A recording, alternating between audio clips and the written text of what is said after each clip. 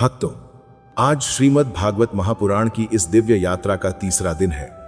हृदय के कपाट खोल लीजिए, क्योंकि आज की चर्चा उस मर्म को छुएगी जहां इंसान अक्सर टूट जाता है। आज हम जानेंगे कि जब जीवन में चारों तरफ अंधेरा हो, जब अपने ही शत्रु बन जाए और जब मेहनत का फल न मिले, तो एक भक्त का दृष्टिकोण क्या होना चाहिए। जैसा कि पूज्य महाराज जी और जया दीदी अक्सर कहते हैं, भगवान पर विश्वास करना सौदा नहीं, समर्पण होना चाहिए। तीसरे दिन की कथा हमें ले चलती है उस नन्हे बालक ध्रुव के चरित्र की ओर। ध्रुव का अर्थ है अटल। ध्रुव जी की कथा केवल एक बच्चे की कहानी नहीं है, यह हर उस इंसान की कहानी है जिसका अपमान हुआ है। महाराज उत्तानपाद की दो रानियां थीं, सुनीति और सुरुचि। सुरुचि छोटी थी पर राजा को प्रिय थी, और सुनीति बड़ी थी पर उपेक्षित थी। एक दिन जब नन्हा ध्रुव अपने पिता की गोद में बैठने गया, तो उसकी सौतेली मां सुरुचि ने उसे बांह पकड़कर नीचे उतार दिया। सुरुचि ने जो कहा वह आज के समय का सबसे बड़ा कड़वा सच है। उसने कहा, बेटा, अगर तुझे राजा की गोद में बैठना है तो तुझे भगवान की तपस्या करनी होगी और मेरे गर्भ से जन्म लेना होगा। मात्र 5 वर्ष का बालक सिसकता हुआ अपनी मां सुनीति के पास पहुंचा। मां सुनीति ने रोते हुए बालक को सीने से लगाया और एक ऐसी बात कही जो आज के हर माता पिता को गांठ बांध लेनी चाहिए। सुनीति ने यह नहीं कहा कि सुरुचि खराब है, बल्कि उन्होंने कहा, बेटा, सुरुचि ने जो कहा है वह सच है। संसार की गोद से उतारे जाने पर केवल जगदीश की गोद ही सहारा देती है। भक्तों, मोटिवेशन यहीं से शुरू होता है। जब दुनिया आपको ठुकराए, जब आपको नीचा दिखाया जाए, तो रोने मत बैठिए। अपने उस अपमान को ईंधन, फ्यूअल बनाइए। ध्रुव ने अपमान को क्रोध में नहीं बदला, बात को करना चाहता है, बल्कि उसे संकल्प में बदला। वे जंगल की ओर चल पड़े। रास्ते में देवर्षि नारद मिले। नारद जी ने परीक्षा ली, बेटा, तुम अभी बहुत छोटे हो, शेर चीते तुम्हें खा जाएंगे, घर लौट जाओ। पर ध्रुव अडिग थे। उन्होंने कहा, महाराज, मुझे रास्ता दीजिए, सांत्वना नहीं। यही है फोकस। जब आप अपने लक्ष्य की ओर बढ़ें, तो रास्ते में बहुत से लोग आपको डिमोटिवेट करेंगे। कोई कहेगा तुमसे नहीं होगा, कोई कहेगा दुनिया बहुत खराब है, पर ध्रुव जी की तरह अपने संकल्प पर टिके रहिए। नारद जी ने उन्हें नमो भगवते वासुदेवाय का मंत्र दिया। ध्रुव जी ने यमुना के तट पर मधुवन में ऐसी तपस्या की कि मात्र 6 महीने में साक्षात नारायण को आना पड़ा। क्यों? क्योंकि उनकी पुकार में सच्चाई थी। भगवान कहीं बाहर नहीं है, वे तो बस आपकी अडिगता के इंतजार में हैं। आगे बढ़ते हुए हम उस चरित्र की ओर चलते हैं जो हमें सहनशीलता का पाठ पढ़ाता है। जब भरत जी एक समय महान चक्रवर्ती राजा थे। सब कुछ छोड़कर जंगल गए, पर एक हिरण के बच्चे में मोह कर बैठे। परिणाम, उन्हें हिरण बनना पड़ा। फिर तीसरा जन्म हुआ, जड़ भरत के रूप में। इस बार उन्होंने कसम खाई कि मैं किसी से मोह नहीं करूंगा। वे बहरे, अंधे और गूंगे की तरह व्यवहार करने लगे। आज के सोशल मीडिया के युग में, जहां हर कोई दूसरों की बातों से प्रभावित हो जाता है, जबरत जी का यह चरित्र हमें सिखाता है कि दुनिया के शोर के लिए बहरा बनना जरूरी है। लोग आपके बारे में क्या राय रखते हैं, इससे आपका अस्तित्व नहीं बदलता। राजा रहुगण ने जब उन्हें पालकी ढोने के लिए लगाया और अपमान किया, तो भरत जी विचलित नहीं हुए। उन्होंने राजा को वह ज्ञान दिया जिसने राजा का अहंकार चकनाचूर कर दिया। उन्होंने कहा, राजन, तुम जिस शरीर को कष्ट दे रहे हो वह तो मिट्टी है। मैं तो वह आत्मा हूं जो कभी नहीं मरती। सज्जनों, अपनी वैल्यू दूसरों के कमेंट्स में मत ढूंढिए। आप स्वयं में एक ब्रह्मांड हैं। जब आप अपनी आत्मा के आनंद में रहने लगते हैं, तो दुनिया का कोई भी अपमान आपको दुखी नहीं कर सकता। यही वह प्रेमानंद है जिसकी चर्चा आज के संत करते हैं। अब कथा के उस पड़ाव पर आइए जहां प्रहलाद और हिरण्यकश्यप का युद्ध है। हिरण्यकश्यप क्या है? वह हमारे भीतर का अहंकार है। वह कहता है, मुझसे बढ़ा कोई नहीं, मैं ही भगवान हूं। और प्रहलाद क्या है? वह हमारे भीतर का विश्वास है। जब अहंकार और विश्वास की लड़ाई होती है, तो जीत हमेशा विश्वास की होती है। हिरण्यकश्यप ने प्रहलाद को मारने के लिए क्या नहीं किया। होलिका की गोद में बिठाया, पहाड़ से गिराया, खंभे से बांध दिया, पर प्रहलाद मुस्कुराते रहे। प्रहलाद का अर्थ है वह जो हमेशा आनंद में रहे। जिसके पास गोविंद का नाम है, उसे डिप्रेशन कैसे हो सकता है? जब हिरण्यकश्यप ने पूछा, कहां है तेरा भगवान, तो प्रहलाद ने बड़े विश्वास से कहा, पिताजी, वे इस खंभे में भी हैं। भगवान को प्रकट होने के लिए बस एक प्रहलाद जैसा भरोसा चाहिए। खंभा फटा और नृसिंह भगवान प्रकट हुए। नृसिंह अवतार हमें यह सिखाता है कि भगवान नियमों से नहीं, प्रेम से बंधे हैं। उन्होंने न दिन में मारा, न रात में, न अस्त्र से, न शस्त्र से। इसका अर्थ यह है कि जब आप मुसीबत में हो तो यह मत सोचिए कि कैसे होगा। परमात्मा के पास हजारों ऐसे रास्ते हैं जो आपकी बुद्धि सोच भी नहीं सकती। प्रेमानंद महाराज जी कहते हैं, तुम बस अपनी पवित्रता बनाए रखो, सुरक्षा की जिम्मेदारी उस ठाकुर की है। प्रहलाद की कथा हमें यह विश्वास दिलाती है कि बुराई कितनी भी ताकतवर क्यों न हो, उसका अंत निश्चित है। बस आपको अपने नाम पर और अपने काम पर टिके रहना है। भक्तों, अब तीसरे दिन की कथा के उस रहस्यमयी अध्याय की ओर बढ़ते हैं जो हमें समय के प्रबंधन, टाइम मैनेजमेंट के बारे में बताता है। वह है राजा खटवांग की कथा। राजा खटवांग को पता चला कि उनके पास केवल एक मुहूर्त, लगभग 48 मिनट का समय शेष है। उन्होंने घबराने के बजाय उस 48 मिनट में अपना पूरा मन भगवान में लगा दिया और मोक्ष प्राप्त किया। यह हमें क्या सिखाता है? यह सिखाता है कि जीवन की गुणवत्ता, क्वालिटी मायने रखती है, उसकी लंबाई, क्वांटिटी नहीं। हम 100 साल जिएं और केवल शिकायतें करें तो वह जीवन बेकार है। लेकिन अगर हम एक दिन भी पूरी जागरूकता और सेवा में बिताएं तो वह सार्थक है। आज हम कहते हैं समय नहीं है, पर सच तो यह है कि हमारे पास प्राथमिकता, प्रायोरिटी नहीं है। राजा खटवांग ने सिखाया कि यदि संकल्प दृढ़ हो तो मोक्ष पाने के लिए एक मुहूर्त भी काफी है। तीसरे दिन की इस चर्चा में गजेंद्र मोक्ष का वह दृश्य फिर आता है जहां समर्पण की पराकाष्ठा है। जब तक गजेंद्र अपनी शक्ति पर इतरा रहा था, वह डूबता रहा। जैसे ही उसने मैं छोड़ा और प्रभु को पक्खा, वह बच गया। जया दीदी अपनी कथाओं में अक्सर कहती हैं, जब तक आप कहेंगे मैं कर सकता हूं, तब तक आप अकेले हैं। जिस दिन कहेंगे प्रभु आप संभालो, उस दिन आपकी लड़ाई आपकी नहीं, उनकी हो जाती है। क्या आपने अपना बोझ भगवान को सौंपा है, या आप आज भी उन चिंताओं की पोटली को अपने सिर पर ढो रहे हैं जिनका समाधान आपके पास है ही नहीं? भागवत का यह तीसरा दिन हमें हल्का होना सिखाता है। अपने अहंकार की पोटली उतारिए, अपने अपमान के घावों को भूल जाइए और उस छोटे से ध्रुव की तरह उस परम आनंद की ओर कदम बढ़ाइए। अभी इस यात्रा में हमें और भी गहरे राज जानने हैं। अभी हमें महाराज अम्बरीश के उस सुदर्शन चक्र के बारे में जानना है जो भक्त की रक्षा के लिए ब्रह्मास्त्र को भी पीछे छोड़ देता है। हमें जानना है कि कैसे एक साधारण गृहस्थ भी भागवत को जी सकता है। भक्तों, यह रस अभी थमने वाला नहीं है। यह तो अब आपके भीतर की उस प्यास को जगा रहा है जो सदियों से दबी पड़ी थी।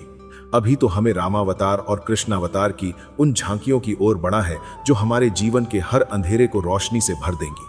अभी यह कथा और भी विस्तार लेगी, क्योंकि गोविंद के गुणों का कोई पार नहीं है। इस अमृत को पीते रहिए, क्योंकि यही वह औषधि है जो जन्म जन्मांतर के रोगों को काट देती है। भक्तों, आइए उस पावन प्रवाह में और भी गहरे उतरें जहां कर्म ही पूजा बन जाता है।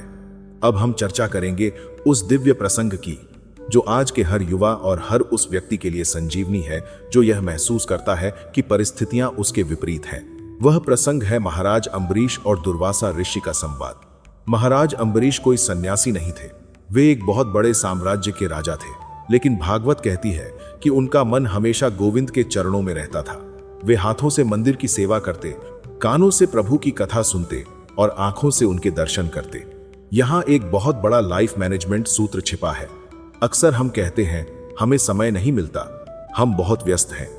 लेकिन अम्बरीश जी ने सिद्ध किया कि आप राजा की तरह व्यस्त रहकर भी भीतर से एक सन्यासी की तरह शांत रह सकते हैं। मोटिवेशन यह है कि आपकी व्यस्तता आपके तनाव का कारण नहीं है, बल्कि आपके मन का बिखराव ही तनाव का असली कारण है। जब दुर्वासा ऋषि ने क्रोध में आकर उन पर कृत्या, एक राक्षसी छोड़ी, तो अम्बरीश जी डरे नहीं, वे हाथ जोड़कर खड़े रहे। और फिर क्या हुआ? भगवान का सुदर्शन चक्र प्रकट हुआ। सुदर्शन चक्र ने न केवल उस राक्षसी का अंत किया, बल्कि दुर्वासा जी के पीछे भी पड़ गया। पूरे ब्रह्मांड में घूमने के बाद दुर्वासा जी को अंत में अम्बरीश जी के चरणों में ही आना पड़ा। यह कथा हमें सिखाती है कि क्षमा, फॉरगिवनेस, दुनिया का सबसे बड़ा हथियार है। जब आप सही होते हैं और फिर भी विनम्र रहते हैं, तो आपकी सुरक्षा की जिम्मेदारी स्वयं विधाता ले लेते हैं।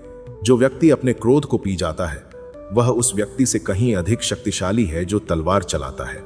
आज के समय में छोटी छोटी बातों पर हमारा ईगो, अहंकार हर्ट हो जाता है। अम्बरीश जी से सीखिए कि अपनी शांति को कभी भंग मत होने दीजिए, क्योंकि जो शांत है वही सुरक्षित है। आगे बढ़ते हुए हम उस रहस्य की ओर चलते हैं जिसे भीष्म स्तुति कहा जाता है। तीरों की शैया पर लेटे हुए भीष्म पितामह, जिनके शरीर का एक एक अंग बिंधा हुआ था, लेकिन उनकी आंखों में आंसू नहीं थे। उनकी दृष्टि केवल कृष्ण पर टिकी थी। उन्होंने मृत्यु को एक उत्सव बना दिया। सज्जनों, जीवन में जब कष्ट आए तो यह मत पूछिए मेरे साथ ही ऐसा क्यों हुआ, बल्कि यह देखिए कि उस कष्ट के समय आपका एटीट्यूड कैसा है। भीष्म पितामह ने सिखाया कि शरीर को कष्ट हो सकता है, लेकिन आत्मा को नहीं। यदि आपका लक्ष्य स्पष्ट है तो आप दर्द के बीच में भी आनंद की अनुभूति कर सकते हैं। यह माइंडसेट ही आपको एक विजेता बनाता है। सफलता वह नहीं है जो बाहर से दिखे, सफलता वह है जो आपके भीतर की अडिगता को दर्शाए। अब आइए उस दिव्य प्रेम की ओर चलें जिसे कुंती स्तुति कहा जाता है। माता कुंती ने भगवान से क्या मांगा? उन्होंने मांगा, प्रभु मुझे दुख दीजिए, विपदः सन्तु न शश्वत। दुनिया सुख मांगती है, पर कुंती ने दुख क्यों मांगा? क्योंकि उन्होंने अनुभव किया कि जब सुख आता है तो इंसान भगवान को यानी अपने सत्य को भूल जाता है, और जब दुख आता है तो वह हर पल सचेत रहता है। यह आज के कंफर्ट जोन में रहने वाले लोगों के लिए सबसे बड़ी सीख है। यदि आपके जीवन में संघर्ष है तो समझ लीजिए कि वह आपको निखारने के लिए आया है। सोना आग में तपकर ही कुंदन बनता है। मुश्किल वक्त आपको यह याद दिलाता है कि आप कितने मजबूत हैं। इसलिए कठिनाइयों से घबराइए मत, उनका स्वागत कीजिए, क्योंकि वही आपको महान बनाएंगी। भक्तों, अब उस प्रसंग का स्मरण करें जो हमें डिसीजन मेकिंग सिखाता है, विदुर जी का गृह त्याग। विदुर जी जानते थे कि दुर्योधन गलत है। उन्होंने उसे बहुत समझाया, लेकिन जब अपमान की सीमा पार हो गई तो उन्होंने अपना धनुष रख दिया और महल छोड़कर चले गए। जीवन में कभी कभी ना कहना और गलत जगह से बाहर निकलना सबसे बड़ी बहादुरी होती है। हम अक्सर इस डर में जी जाते हैं कि लोग क्या कहेंगे या मेरा क्या होगा। विदुर जी के पास कुछ नहीं बचा था। वे फटे हाल तीर्थ यात्रा पर निकल गए, लेकिन उनकी आत्मा स्वतंत्र थी, और उसी स्वतंत्रता का परिणाम यह हुआ कि साक्षात पूर्ण ब्रह्म कृष्ण उनके घर साग खाने आए। याद रखिए, जब आप अधर्म का साथ छोड़ते हैं तो धर्म स्वयं आपके सारथी बन जाते हैं। श्रीमद् भागवत का एक और अद्भुत पात्र है भरत जी। जब भरत, एक महान राजा जो सब कुछ छोड़कर जंगल गए, पर एक हिरण के बच्चे के मोह में फंस गए। यह प्रसंग हमें फोकस के बारे में चेतावनी देता है। आप अपने लक्ष्य के कितने भी करीब क्यों ना हो, यदि आप छोटी छोटी भावनाओं और विकर्षणों डिस्ट्रैक्शंस में उलझ गए तो आपकी पूरी मेहनत बेकार हो सकती है। भरत जी को फिर से जन्म लेना पड़ा।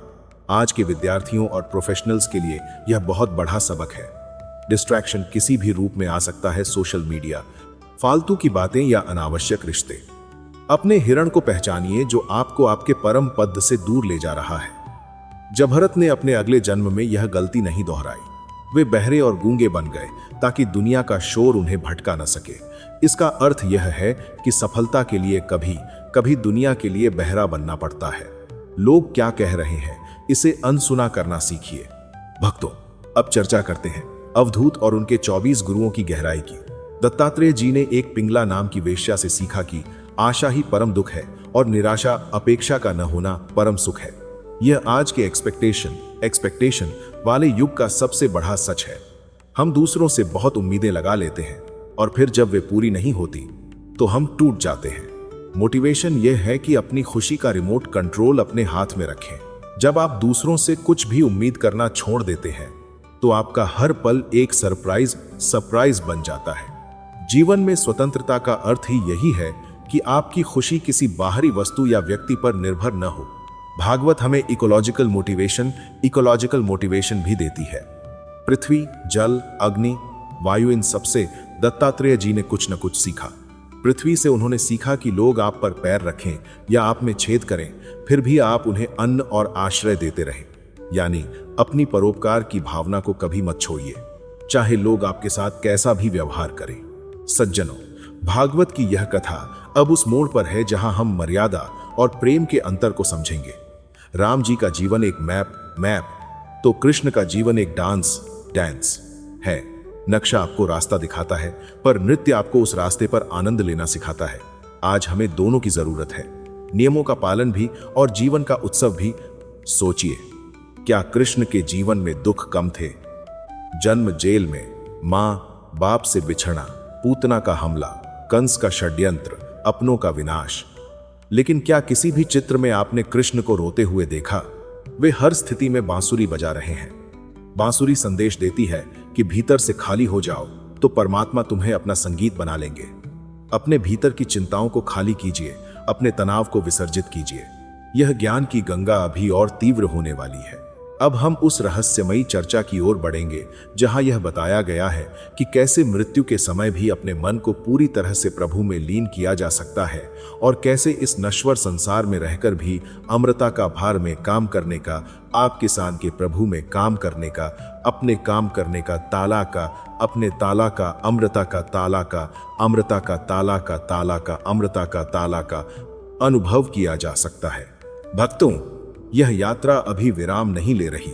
अभी तो हमें रास पंचाध्यायी के उस आध्यात्मिक रहस्य को समझना है जहां गोपियां अपना अस्तित्व खोकर कृष्ण हो जाती हैं, और हमें जानना है कि कैसे एक साधारण सा गोपी भाव हमें संसार के सारे डिप्रेशन और एंजाइटी से मुक्त कर सकता है। इस दिव्य चर्चा को हम और भी गहराई में ले चलेंगे, क्योंकि गोविंद की कथा अनंत है और इसकी प्रेरणा असीम।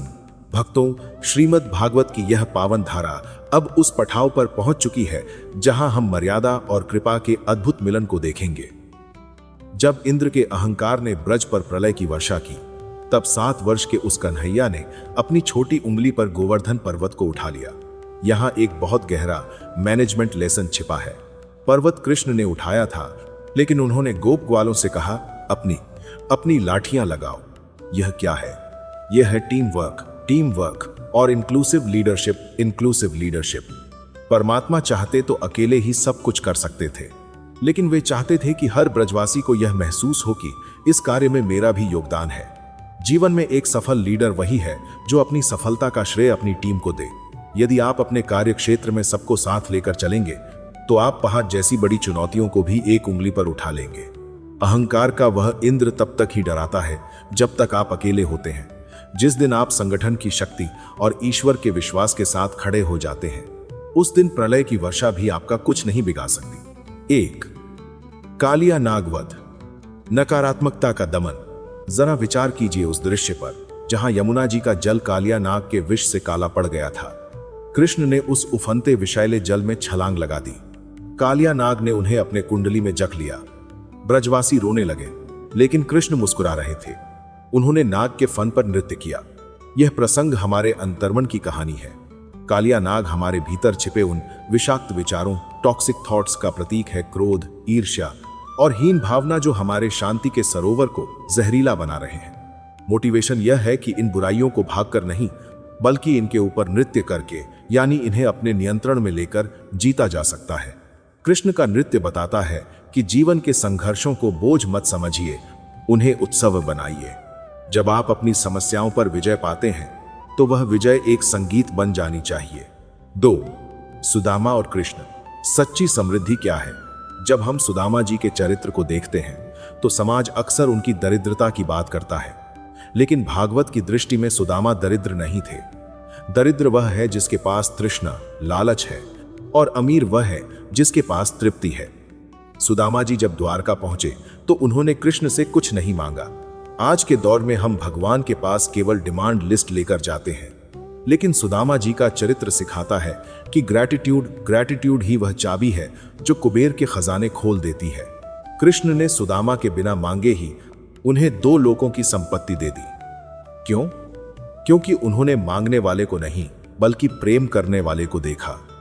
सफलता का सूत्र यही है, काम ऐसा करो कि मांगना न पड़े, बल्कि देने वाला खुद ढूंढता हुआ तुम्हारे पास आए।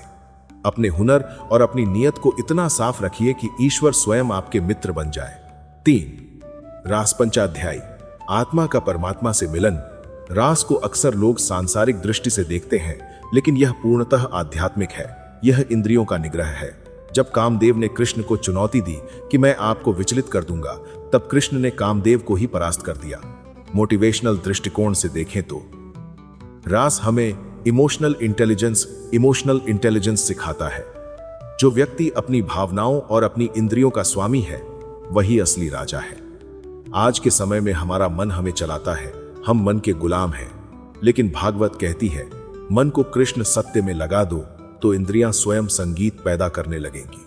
जब आपका काम, आपकी हॉबी और आपका लक्ष्य एक हो जाते हैं तो जीवन रास बन जाता है।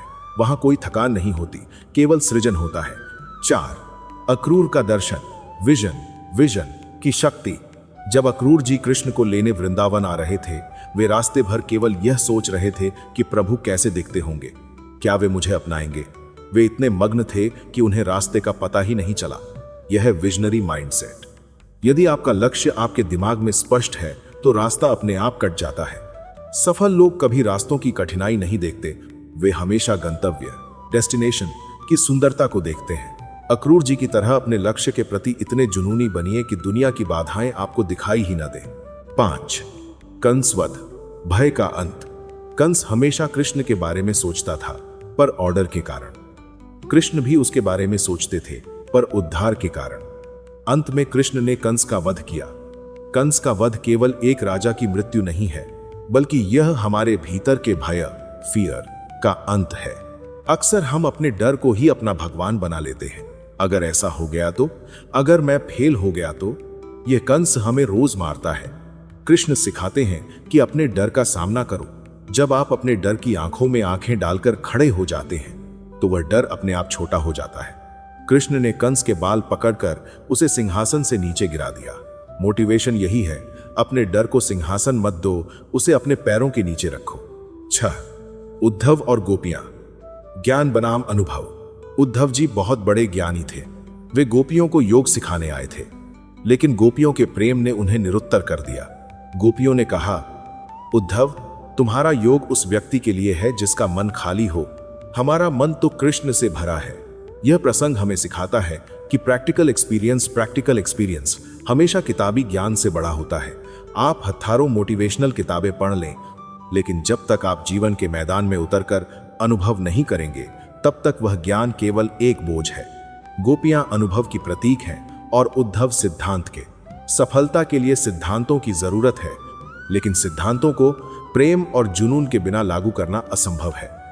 अपने काम से प्यार करना सीखिए, फिर वह काम आपको थकाएगा नहीं, बल्कि ऊर्जस्वित करेगा। 7, शिशुपाल वध, अनुशासन और धैर्य की सीमा। कृष्ण ने शिशुपाल की 100 गालियां माफ करने का वचन दिया था। 99 तक वे मुस्कुराते रहे। जैसे ही 100वीं गाली आई, सुदर्शन चक्र चल गया। यह है डिसिप्लिन और पेशेंस।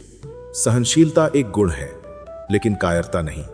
भागवत हमें सिखाती है कि मर्यादा की एक सीमा होती है। जीवन में सफल होने के लिए आपको धैर्यवान होना चाहिए, लेकिन जहां आपके स्वाभिमान और धर्म, राइचसनेस की बात आए, वहां निर्णय लेने में देरी नहीं करनी चाहिए। अपनी बाउंड्री सेट करना सीखिए। जो व्यक्ति अपनी मर्यादा खुद तय नहीं करता, दुनिया उसका शोषण करती है। 8, जरासंध और रणनीति, रणछोड़ बनने की कला। जब जरासंध ने 17 बार आक्रमण किया तो 18वीं बार कृष्ण युद्ध का मैदान छोड़कर भाग गए। दुनिया ने उन्हें रणछोड़ कहा। क्या कृष्ण डर गए थे? नहीं, वह एक रणनीति, स्ट्रैटेजी थी। वे जानते थे कि इस समय पीछे हटना द्वारका की सुरक्षा के लिए जरूरी है। आज के कॉम्पिटिटिव युग में हम हर लड़ाई जीतना चाहते हैं, लेकिन भागवत कहती है, कभी कभी एक कदम पीछे हटना भविष्य की 10 कदम लंबी छलांग के लिए आवश्यक होता है। इसे हार मत मानिए, इसे रीप्लानिंग कहिए। हर मोर्चे पर लड़ना बहादुरी नहीं, बुद्धिमानी नहीं है। अपनी ऊर्जा को सही जगह के लिए बचाकर रखना ही असली मैनेजमेंट है। 9, नरकासुर और 16, 100 कन्याएं, सशक्तिकरण का संदेश। कृष्ण ने नरकासुर को मारकर उन हजारों स्त्रियों को मुक्त कराया जिन्हें समाज ने अपवित्र मानकर त्याग दिया था। कृष्ण ने उन सबको अपना नाम दिया। यह प्राचीन काल का सबसे बड़ा महिला सशक्तिकरण, विमेन एम्पावरमेंट का उदाहरण है। मोटिवेशन यह है कि आपकी सफलता तभी सार्थक है जब आप उन लोगों के लिए खड़े हों जो खुद के लिए नहीं लड़ सकते। एक सच्चा लीडर वह नहीं है जो खुद आगे बढ़े, बल्कि वह है जो दूसरों को सम्मान और पहचान दे। यदि आपकी पोजीशन से किसी का जीवन संवरता है तो वही आपकी सबसे बड़ी उपलब्धि है। 10, कलयुग में भागवत की प्रासंगिकता। भागवत के अंत में आता है कि कलयुग में इंसान की उम्र छोटी होगी पर उसकी चिंताएं बड़ी होंगी। इसका इलाज क्या है? इसका इलाज है वर्तमान में जीना। कृष्ण की हर लीला वर्तमान का उत्सव है। वे कल की चिंता नहीं करते, वे आज की माखन चोरी और आज के रास में मग्न हैं। सज्जनों, हम अक्सर कल को बेहतर बनाने के चक्कर में आज को मार देते हैं। भागवत कहती है, आज को कृष्ण सत्य को समर्पित कर दो, कल अपने आप संवर जाएगा। अपनी मेहनत पर विश्वास रखिए और परिणाम उस विधाता पर छोड़ दीजिए। जो निश्चिंत है वही निश्चित रूप से सफल है। भक्तों, यह ज्ञान की गंगा अभी और भी वेग से बहेगी। अभी हमें द्वारका के उस वैभव को देखना है जहां मिट्टी भी सोना बन जाती है, और हमें उस वैराग्य को समझना है जहां सोने के महल भी तिनके के समान लगते हैं। भागवत का एक शब्द आपके भीतर के अर्जुनों को जगाने के लिए काफी है। इस अमृत का पान निरंतर जारी है। अभी बहुत से ऐसे मोती हैं जिन्हें हृदय की गहराई में उतरकर चुनना बाकी है। क्या आप तैयार हैं इस यात्रा को उस चरम तक ले जाने के लिए जहां केवल आनंद ही शेष बचता है? यह कथा अभी और भी विस्तार लेगी, क्योंकि प्रभु की महिमा की कोई सीमा नहीं है। भक्तों, श्रीमद् भागवत की यह कथा अब उस दिव्य धरातल पर पहुंच चुकी है जहां हम ऐश्वर्य और वैराग्य का वह अद्भुत संतुलन देखेंगे जो आज के इस भौतिकवादी युग के लिए सबसे बड़ी आवश्यकता है। जब भगवान श्री कृष्ण ने द्वारका का निर्माण किया तो वह केवल एक नगरी नहीं थी, वह एक विचार था। समुद्र के बीचों बीच सोने की नगरी यह संकेत है कि आपके पास संसार का सारा वैभव हो सकता है, लेकिन आपके चारों तरफ विवेक का वह गहरा समुद्र होना चाहिए जो बाहरी विकारों को आपके भीतर प्रवेश न करने दे। द्वारका का ऐश्वर्य और अनासक्ति। जरा विचार कीजिए, द्वारका में स्वर्ण के महल थे, मणियों के खंभे थे, लेकिन क्या कृष्ण उनमें बंधे थे? बिल्कुल नहीं। वे सुदामा की फटी झोपड़ी में भी उतने ही प्रसन्न थे जितने द्वारका के महलों में। यहाँ जीवन का सबसे बड़ा सक्सेस मंत्र छिपा है। आज हम चीजों के गुलाम बन गए हैं। अगर फोन टूट जाए तो हम दुखी हो जाते हैं, अगर गाड़ी पर खरोंच आ जाए तो हमें तनाव हो जाता है। भागवत सिखाती है कि चीजों का उपयोग करो पर उनसे जुड़ो मत। आप सफलता की ऊंचाइयों को छुएं, दुनिया का सारा सुख भोगें, लेकिन आपका मन हमेशा अनासक्त, डिटैच्ड रहना चाहिए। जो व्यक्ति वैभव के बीच रहकर भी उससे अछूता रहता है वही असली योगी है। 2. प्रद्युम्न और शंबरासुर वध। धैर्य और संयम। भगवान कृष्ण के पुत्र प्रद्युम्न की कथा हमें संयम और परिस्थितियों से लड़ने की प्रेरणा देती है। जन्म के समय ही उन्हें एक राक्षस उठा ले गया और समुद्र में फेंक दिया। एक मछली ने उन्हें निगल लिया, लेकिन क्या उनका अस्तित्व मिटा? नहीं, वे फिर से प्रकट हुए और उसी शत्रु का विनाश किया जिसने उन्हें मिटाना चाहा था। यह कथा हमें सिखाती है कि यदि आपके भीतर सत्य का अंश है तो काल समय भी आपको नहीं मिटा सकता। कई बार जीवन में हमें ऐसा महसूस होता है कि हमें गहरे समुद्र में फेंक दिया गया है, हमें चारों तरफ से संकटों ने निगल लिया है, लेकिन याद रखिए, आपके भीतर वह ईश्वरीय शक्ति है जो आपको उन संकटों के पेट से भी सुरक्षित बाहर निकाल लाएगी। बस हार मत मानिए। प्रद्युम्न की तरह अपने शौर्य को जगाइए और अपने भीतर के उस शंबरासुर नकारात्मकता का वध कीजिए। 3.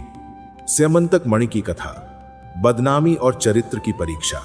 जब स्यमंतक मणि खो गई तो साक्षात कृष्ण पर चोरी का आरोप लगा।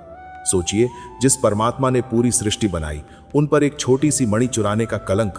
कृष्ण ने रोना या शिकायत करना शुरू नहीं किया। वे जंगल गए, सत्य की खोज की, जामवंत से युद्ध किया और मणि वापस लाकर अपना नाम निष्कलंक किया। यह प्रसंग हमें क्राइसिस मैनेजमेंट सिखाता है। जीवन में कई बार आपके चरित्र पर उंगलियां उठेंगी, बिना किसी गलती के आपको अपमानित किया जाएगा। उस समय अपनी सफाई में शब्द खर्च करने के बजाय अपने कर्म से खुद को सिद्ध कीजिए।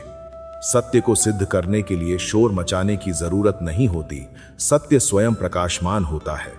बस धैर्य रखिए और सही दिशा में प्रयास करते रहिए। 6. कुरुक्षेत्र का मैदान और शांति का दूत। भागवत हमें कृष्ण के उस रूप के दर्शन कराती है जहां वे शांति का अंतिम प्रयास करते हैं। वे दुर्योधन की सभा में केवल 5 गांव मांगने जाते हैं। वे चाहते तो युद्ध को पल भर में टाल सकते थे, लेकिन उन्होंने मर्यादा चुनी। यह हमें डिप्लोमेसी और टॉलरेंस सिखाता है। एक सफल व्यक्ति वह नहीं है जो बात बात पर अपनी ताकत दिखाए, बल्कि वह है जो अंतिम क्षण तक शांति और सुलह का मार्ग खोजे। लेकिन जब शांति की सारी कोशिशें नाकाम हो जाएं, तो फिर शस्त्र उठाना ही धर्म बन जाता है। अपने अधिकारों के लिए लड़ना सीखिए, लेकिन तब जब आपने शांति के सारे विकल्प आजमा लिए हों। 5. गांधारी का श्राप और यदुवंश का विनाश। कथा का यह भाग अत्यंत मार्मिक है। महाभारत युद्ध के बाद गांधारी ने कृष्ण को श्राप दिया। कृष्ण चाहते तो उस श्राप को विफल कर सकते थे, लेकिन उन्होंने मुस्कुराकर उसे स्वीकार किया। यहां छिपा है लॉ ऑफ कर्मा। कृष्ण ने सिखाया कि जो भी इस संसार में शरीर लेकर आया है, उसे कर्मों के चक्र और समय की मर्यादा का पालन करना ही होगा। आज हम अपनी छोटी छोटी गलतियों के परिणामों से भागना चाहते हैं। हम चाहते हैं कि हमें दंड न मिले, लेकिन कृष्ण सिखाते हैं कि परिणामों को स्वीकार करना ही महानता है। जब आप अपनी जिम्मेदारी स्वीकार कर लेते हैं, तो आप उन बंधनों से मुक्त हो जाते हैं। 6. उद्धव गीता, अंतिम उपदेश। जब यदुवंश का अंत निकट था, तब उद्धव जी ने कृष्ण से पूछा, प्रभु, अब आप चले जाएंगे तो इस अंधेरे कलयुग में हमारा क्या होगा? तब कृष्ण ने उद्धव को जो ज्ञान दिया, उसे उद्धव गीता कहते हैं। उन्होंने कहा, उद्धव, मैं कहीं नहीं जा रहा। मैं अपनी पूरी शक्ति इस श्रीमद् भागवत में छोड़कर जा रहा हूं। यह हमारे लिए सबसे बड़ी आशा की किरण है। भागवत केवल एक ग्रंथ नहीं है, यह कृष्ण का वांग्मय स्वरूप, लिंग्विस्टिक फॉर्म है। जब भी आप इस ग्रंथ को पढ़ते हैं या सुनते हैं, आप साक्षात कृष्ण के सानिध्य में होते हैं। मोटिवेशन यही है कि गुरु या मार्गदर्शक शारीरिक रूप से दूर हो सकते हैं, लेकिन उनका ज्ञान हमेशा आपके भीतर मशाल बनकर जलता रहना चाहिए। अपने भीतर के विवेक को ही अपना गुरु बनाइए। 7. कलयुग के राजा और परीक्षित का निर्णय। भागवत के अंतिम स्कंधों में कलयुग के राजाओं का वर्णन है। वे राजा जो प्रजा की सेवा नहीं करेंगे, बल्कि उनका शोषण करेंगे। परीक्षित ने जब यह सुना, तो वे विचलित नहीं हुए। उन्होंने अपना मन पूरी तरह से तत्व ज्ञान में लगा दिया। यह हमें सिखाता है कि दुनिया चाहे कितनी भी खराब क्यों ना हो जाए, चाहे चारों तरफ भ्रष्टाचार और अधर्म हो, लेकिन आपका व्यक्तिगत आचरण, पर्सनल इंटेग्रिटी शुद्ध रहना चाहिए। आप दुनिया को नहीं बदल सकते, लेकिन आप खुद को तो बदल सकते हैं। जिस दिन आपने खुद को जीत लिया, उस दिन कलयुग आपका कुछ नहीं बिगाड़ सकता। 8. धर्म की 4 टांगे और कलयुग का स्थान। जब परीक्षित ने कलयुग को दंड देना चाहा, तो कलयुग ने 5 स्थान मांगे, जहां जुआ हो, जहां मदिरापान हो, जहां परस्त्री गमन हो, जहां हिंसा हो और जहां स्वर्ण अनीति से कमाया हुआ धन हो। यह आज के समय का सबसे बड़ा रिस्क असेसमेंट। यदि आप अपने जीवन को सफल और सुखी बनाना चाहते हैं, तो इन 5 स्थानों से दूर रहें। खास तौर पर अनीति का धन, वह धन जो दूसरों का दिल दुखाकर कमाया गया हो, वह अपने साथ कलयुग यानी क्लेश लेकर आता है। ईमानदारी की कमाई में जो बरकत है, वह बेईमानी के करोड़ों में नहीं है। 9. नाम संकीर्तन की महिमा, सबसे सरल रास्ता। अंत में सुखदेव जी कहते हैं कि कलयुग में एक ही गुण है, कलेर दोषनिधे राजन अस्ति हेको महान गुण कीर्तनादेव कृष्णस्य मुक्त साहगः परम व्रजेत। यानी दोषों के इस सागर में केवल नाम ही वह नाव है जो आपको पार ले जाएगी। सज्जनों, नाम का अर्थ केवल माला जपना नहीं है। नाम का अर्थ है उस परम चेतना को अपने हर कार्य में याद रखना।